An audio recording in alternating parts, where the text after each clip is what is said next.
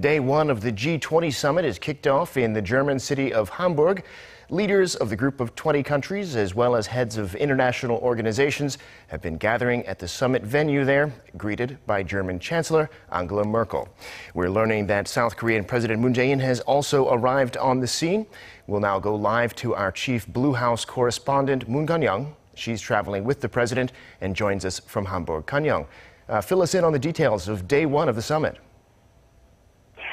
Hello there, Devin. Despite all the hiccups centering global powers gathering here in Hamburg this year, and of course, as you've seen, it's streets and helter-skelter as German police face off against thousands of protesters using water cannons. The 12th meeting of the world's 20 most powerful economies is just getting underway as we speak. But I should say not on schedule. Leaders have either been stuck in traffic or surrounded by rioters in the streets. And the first day of the G20 summit, which began with this year's host, German Chancellor Angela Merkel's greeting of each leader, is running about an hour behind schedule. Now, that, of course, includes South Korean President Moon Jae-in, who's been extra busy in the first few days of his 5-day Germany visit on North Korea's test of an intercontinental ballistic missile during the week of the Hamburg summit. It's already injected an air of crisis into an already tricky set of meetings here. Now, leaders of South Korea, U.S., and Japan have already met here in Hamburg to discuss North Korea's nuclear missile provocations.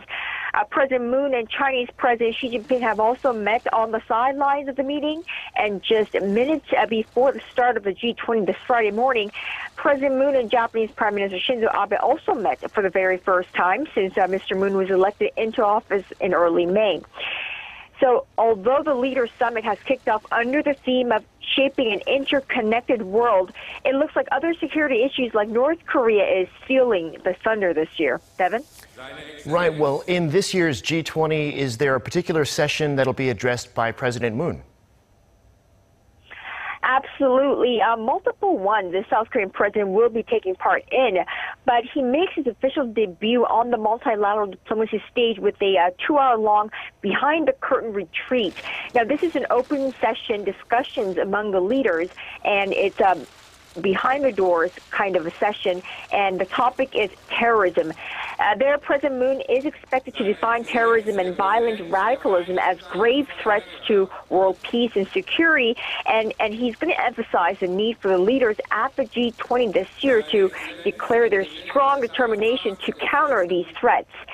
That will be followed by a working luncheon because it's in the morning right now, and the session one of the summit, during which the newly elected South Korean leader will lead a discussion on free trade and economic growth.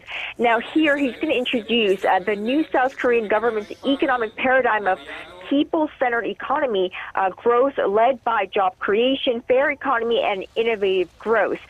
There's much more on the South Korean leaders' schedule on the first day of the G20 summit, and that goes for the rest of the global leaders right here at the G20 summit in Hamburg, and I'll keep you posted throughout the day. Devin?